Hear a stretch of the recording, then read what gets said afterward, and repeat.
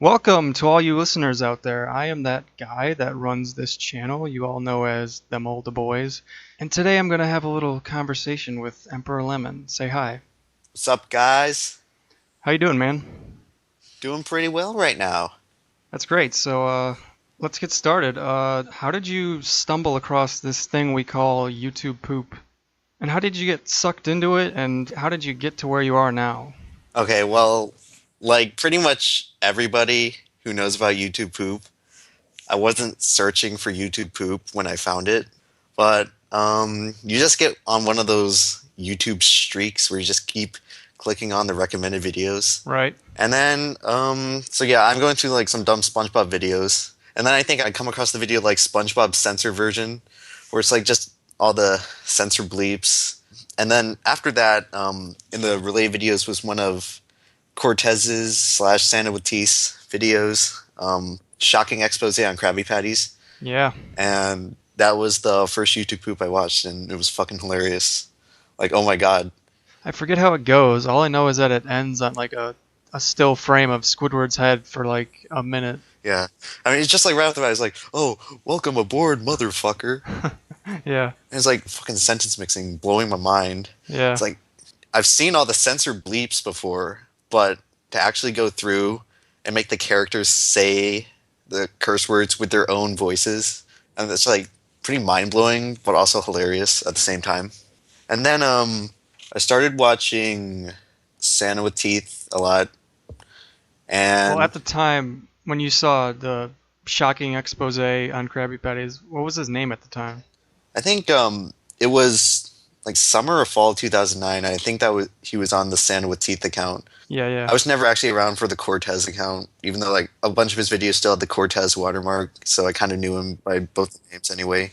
So yeah, I started watching a lot of Santa with Teeth, and then I was always like checking out his favorites and like the videos he liked, and that showed me like a bunch of different poopers like Krober Productions, Yep. Absolute Billion, Mm-hmm. and Stuart K. Riley. And then yeah, so anyway, Stu was one of the next poopers that I really started watching a lot. Mainly his news shows.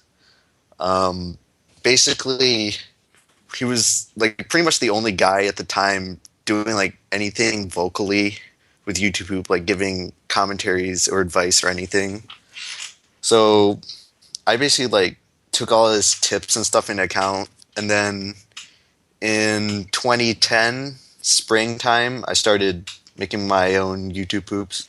Now, the first poop I actually tried to make was a SpongeBob poop of the episode Idiot Box. But back in like April, which is when I originally tried to upload the video, Viacom was going like apeshit, taking down SpongeBob poops, and I just couldn't get it up on YouTube because it would just get instantly blocked as soon as I tried to upload it. And unfortunately, the file has since been lost, but it wasn't a really good YouTube poop. I kind of remade it in a way, like a year later, for the Idiot Box poop. Yeah, yeah. I love that one. But anyway, my first YouTube poop ended up being Bill O'Reilly interviews Jim Mora, and it's a it's pretty good poop. It's not too good. There's still like some parts there that make me cringe, but I mean, there's sentence mixing and ear rape. That's like stuff I've used since the beginning. Sentence mixing, ear rape. Yeah, my first couple of poops, I actually made them not with Sony Vegas.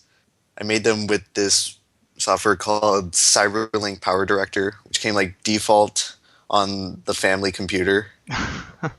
The family computer. Yeah, I originally started making YouTube poops on the family computer. It was pretty dumb now that I say it out loud. Well, actually, I did too, but like no one used it except for me, really.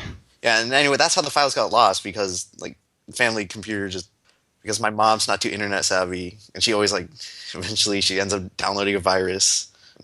Like we have to get a new one. Um, but yeah, so anyway, 2010 didn't really do that much because it's like I'm still debating like should I actually make these? But starting 2011 was when I actually like kind of got in a stride. Like I tried SpongeBob poops again because I had all these ideas for SpongeBob, but I could never like until then I thought it wasn't safe to upload them. But so I started making SpongeBob poops, and like the two SpongeBob poops I made got more views than like all my other videos combined. I'm like, holy shit. Oh, and I have a lot of thanks to give to Barney's Perverted because if you look at on my video, Spinge Bulb feeds a snail performance enhancing drugs. Um, Barney was like actually one of the first ones, like because he like back in 2011 he was like searching out for SpongeBob poopers and stuff to watch, and so he actually featured my video on his channel, Really? and like within a day I went from like 20 subscribers to over 100. I'm like, holy shit! Wow. Like I thought I made it back then, but now it's kind of ironic because I get like 100 subscribers a day, which is fucking insane. Never thought I'd get this far, but anyway. So it's like 2011. I was really productive, and it really it's also pretty funny because my style in 2011 it's like a lot different than it is now. But anyway, I made a bunch of poops, and then my first laptop. By the way, I transitioned from the family computer to my laptop and got the Sony Vegas. Like in the meantime, I think that was the same time I did too, actually. yeah. Well, anyway, my first laptop died, so I couldn't make YouTube poops for like a few more months. I'm like, god damn it. And also at the same time, I was actually like, I got like two strikes on my channel. One for like a copyrighted SpongeBob poop, and the other because some asshole flagged an Asdif movie YouTube poop I made, which is like the only other YouTube poop that I've lost where once it's been taken down, I wasn't able to get it back because the file was on my laptop that died, and it was taken down from YouTube, and I wasn't thinking to download it. But anyway, so I got a new laptop, and then started making YouTube poops again. This is where I did the Family Guy, Admiral Akbar, Chaptastic Sextravaganza, episode 1 and 2, and then my first King of the Hill poop, and the Futurama poop, and the Winnie the Pooh poop, which everyone seems to like. Oh yeah, I remember that one. Yeah. And funny story, this laptop, I was like being a total fucking idiot. So I was on vacation and I put the laptop beside my bed, and then I put the mouse like in between like the laptop screen and the keyboard. And then like when I woke up in the middle of the night to like go to the bathroom, I fucking stepped on it and like Oh, completely broke the screen. holy shit. So I'm like, oh my god, it's like the dumbest fucking thing I've ever done. Oh man. Anyway, So so that's it's how the like, first one broke? no, that's how the second one broke. Oh, you have two? Currently on laptop number 3. Oh wow. So yeah, I was able to like because my dad had like a backup external monitor, and I actually used that to make the fourth SpongeBob poop, the one where it's like Flats the Flounder. Yeah, yeah. So then got laptop number 3, and fortunately it's still running because I've actually become a good owner of my laptops. And so I started. This is like where in my videos I started making them like really long and trying a whole bunch of new stuff. Where I made like Krusty Crustacean Cantankerous commercial. I also made an entry for the Hitler collab by Chemistry Guy. So yeah, go check out the Hitler collab. It's pretty cool. When was that? It was in I think May. I uploaded the entry May 2013. Yeah, so this whole time I'm still at around 33,000 subscribers, maybe 3,500 at the end, like about summer 2013. And then in August I uploaded the Uncredibles, which, as you all know, became like a huge fucking success out of nowhere. Boom. Like on the front page of YouTube Poop and all the recommended videos. Got like first video to get over 1 million views Jeez. of mine.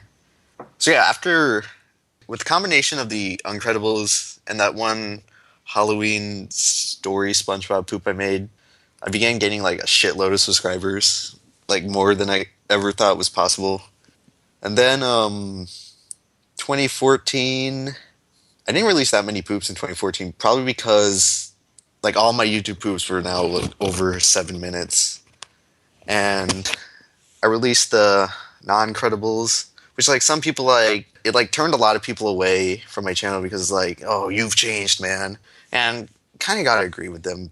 But I mean, I still like the poop. But I can also understand why a lot of people were like, "Wow, this is like not good compared to like what you normally do," because I did like a bunch of experimental stuff in like 2013, 2014.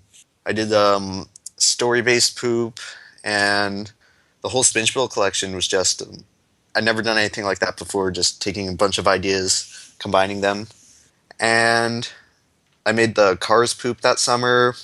That summer, I really didn't get to do much because I was taking fucking AP statistics online. It was a pain in the ass. But anyway, after that, I worked on Frying Nemo, and that one got really popular. And then originally, like Frying Nemo was supposed to be two YouTube poops, but then I just like kept going through the movie, and then it's like I could think of more and more jokes, More and more. and eventually it became four fucking videos. 4 parts. Yeah, four parts. This whole epic cinematic ending, Jeez. which a lot of people didn't like it. A lot of people liked it, like, oh my god, it's the best thing ever. But anyway, that brings us to now, and like as of this interview, I'm actually working on my 100,000 subscriber special, which is basically at this point I can tell you it's going to be like a bunch of short YTPs, like putting a shitload of sources in this thing, and but they're going to be like linked together through a story. That's going to be pretty cool. Right now, I actually have about 13 minutes of shit done, and I feel like I'm just about halfway. Oh So my there's god. no telling like how big this thing's going to be. But Christ. yeah, anyway, this is why you're not really going to see any poops during the summer because this giant fucking project. But hey, I'm almost at 100,000 now, which is fucking sweet. Once again, never thought I get this far, but I figured that is like all these people who watch me will go on to watch all the other YouTube poopers. Sort of just a trickle down effect. Wow, that was my first question, and I have like 10 questions, but that was like the big one. So you got this gigantic following in the past couple of years. When did that happen exactly, and how are you handling all the attention? Okay, well, at first I was like, oh my god. And this was like back in pretty much the winter, like between 2013 and 2014, where I was like, I'd like doubled my subscribers in like 3 months. I was like, wow, so this is a thing that's actually happening. So at first I was like trying to like make stuff for the people who subscribe to me. But then like I reached a point after the Incredibles or the non-Credibles where it's like after I got like a bunch of people who like rose up against the video and like, you know what? Because it's like every video I make, it's kind of the same process, which is really weird how they've like changed so much over the years. But after a while, like after the non-credibles, I'm like, you know what? Just fuck it. I can't make anyone happy because if I'm gonna get popular making YouTube poops, I don't want them to be really like pandery to anybody. I want them to be like actually a reflection of what I think is funny and my interests and really my style. So like the next one, I added like a shitload more ear rape because just like, oh fuck you. And ear rape, like I said, it's been with me since the beginning. I'm an ear rape pooper. Yeah, I think everyone's got a little bit of that in them. But here's a question. So you got started around 2010, right? Right. And your plan was to like become as popular as that one guy you were watching at the time. You know, like everyone. Well, yeah, you always kind of dream you could get that popular, but Dream. and then you think like realistically, it's like oh, you look at like 99.9% of the YouTube poopers, they don't get this far, and then it's like what's to say? It's like how can I possibly get that popular? It's never gonna happen. But for me, it happened for some reason. I don't fucking know why. It just happened. Yeah. Well, anyway, my stupid question is, what does the 2010 version of you think of yourself now? Um. Well, 2010 version of me was kind of a giant asshole because I was in seventh grade. And it's like, I don't care who you think you are, but if you're in seventh grade, like 4 or 5 years down the road, you're going to look at yourself and be like, God, I was a total fucking prick back then. Well, anyway, I was into like, I was like pretty polarized back then, thinking like, oh, this is YouTube poop should be this, and like, oh, fuck the Spadinner memes, and God, those YouTube poops are awful. And I, I don't know what I think of my poops now because like now I have a lot more open mind to like what I actually think is funny. But I don't know. You know, actually back then I probably wouldn't like me because I'm popular, to be honest. Probably because I was like a hipster faggot back then. Like, oh, this guy's popular. Fuck him. He can't. Right. That means he sucks. And that still kind of goes around now, but I don't really care that much. Like, say what you want about me. Um, yeah, people will criticize you all the time, but you just got to get like a thick skin if you want to go anywhere on this website. All right. So you got all this attention. Are you aware of these like reaction videos people are doing where like you're the star most of the time? Yeah, I actually see it in the recommended videos for a lot of my videos. Oh, really? Yeah. One account I liked for the reaction because I like watch the reaction videos because it's kind of interesting to see from my perspective like what parts a mainstream audience actually like finds funny and what parts they think is weird.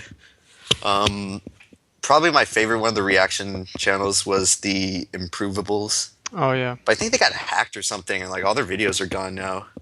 But yeah, they did they're unique because they did like group reactions. And I always thought that was a lot cooler than it's just like the guy sitting in front of the webcam, like, "Hey guys, today we're gonna react to Yeah, it's like, Springfield Collection. So let's get started." all right, buddy. So my next question is, what is the YouTube poop process when you make a video? Okay, so I watch a source either like on TV or on the internet, and then I usually like randomly think of one joke. Like for the Uncredibles, it was just be like, "Hey, wouldn't it be funny if at that one part Syndrome said, 'Oh, it's bigger, bitch.'" So you get your one joke or two, or however many, just straight up watching the source, like raw on TV, on the internet, whatever. So then, usually I'm like really backed up on my sources. I put it in a notepad, save the idea for later, and then once I get to it, download the source, or in most cases, if it's a movie, torrent the source, Yep. and open up Vegas, and then just watch the source in Vegas. And then this is where I kind of make like all the baseline jokes and stuff. You look for the parts that are gonna be, oh, it'll be funny if it stutters here, or at least I think it will be. And another thing like I try to do is make connections where Right. I listen to the dialogue and then I try to think it's like, oh, is this similar to something? Can I reference something here? Um, Right, right, because that's your style. That's what you do. yeah, I love making references. So yeah, it's also like pretty cool. It's like, oh, I'm so clever. I thought of that reference. Yeah. Not to be smug or anything, but Right. it's just like you get that light bulb going off. It's like, oh, what if what if this happened? So anyway, okay, like I'll give you an example from like it's going to be like a part of my YouTube poop that hasn't come up yet. All right. So anyway, I'm doing like a part based on a source I did before on back on my video called Abuse Him. Oh, what was that? It was like a 3 source poop. I'm gonna pause the interview for a second so I can let you know that after he mentioned that video he made called Abuse Him, I went and looked it up so I could watch a little bit of it. So in a few seconds you're gonna hear sounds from that video. And I apologize, the software I was using to record his voice was also being used to record everything on my computer, so my apologies. Ignore the next 10 seconds. The first source was like this weird cartoon I randomly came across on YouTube called The Smart Talk with Raisin. And just like this really weird cartoon. And it's by John R. Dilworth, the guy who made Curse the Cowardly Dog.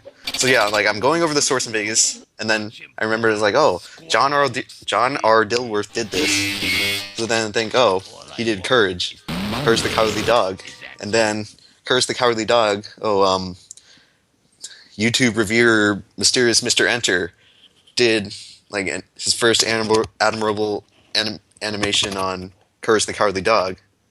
Um, The episode was Last of the Star Makers. Oh, wouldn't it be funny if he was reviewing Last of the Mohicans? Yep. And it just goes on like that. Like you link stuff together. Spoilers, by the way, for like a random joke in the video. It's gonna be like 20 minutes long. You won't be missing. Jeez. It's like there's still a bunch of stuff to find.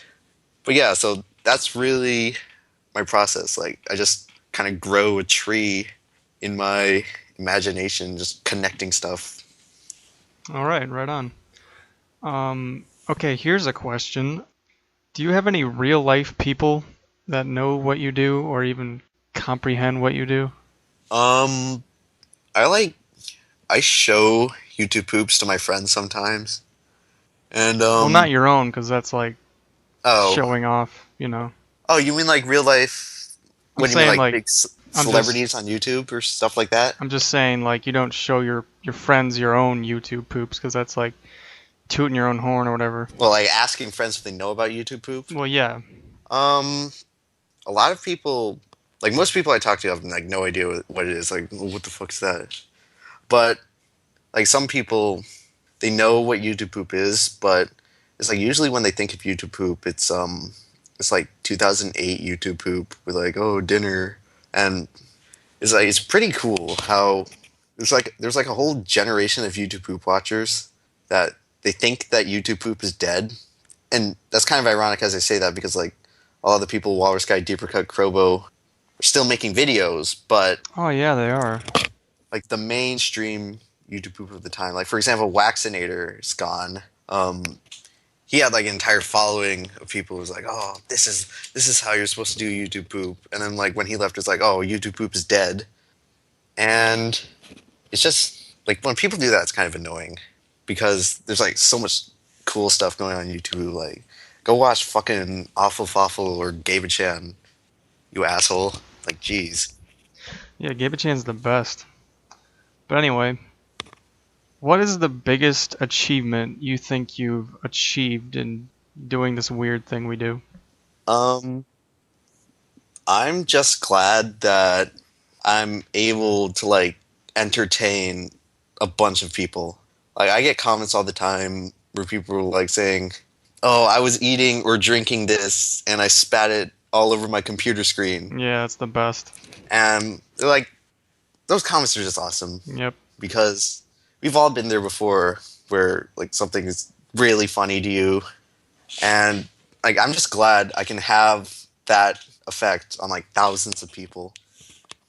Yeah, it's so great when you like make someone's day. Like one time I got a comment on a YouTube poop I made of the Bud Light commercial where the guys Oh are like yeah. yelling at their phones, like "What's up?" And I made a YouTube poop of that, and it's like my third or fourth video on my channel. And years later, I get a comment saying like, "This is the best thing I have ever seen. I have to show this to the other guys." And I go on his channel, and it's one of the guys from the commercial. And I was like, "Fuck, that's so cool."